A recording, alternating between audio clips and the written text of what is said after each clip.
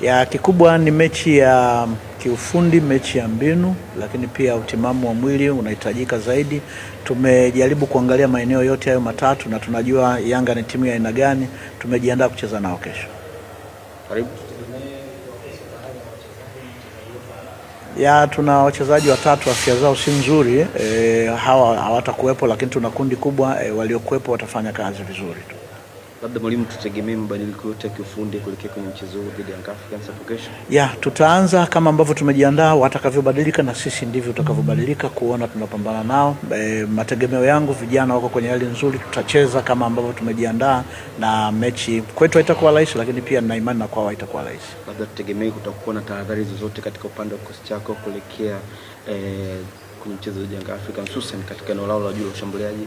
Ya tunajua ubora wao upo kwenye kushambulia na sisi tumejiandaa. Nadhani kesho watu waje waangalie, watapata burudani nzuri na sisi tutakuwa salama pia, tuna uhakika huo. Labda neno lote kwa mashabiki na mapenzi wa Mashujaa? Ya kikubwa watuunge mkono, na sisi tunawaahidi tutacheza kama tulivyojiandaa na mategemeo yetu kucheza mchezo mzuri, lakini utakaotupa matokeo pia.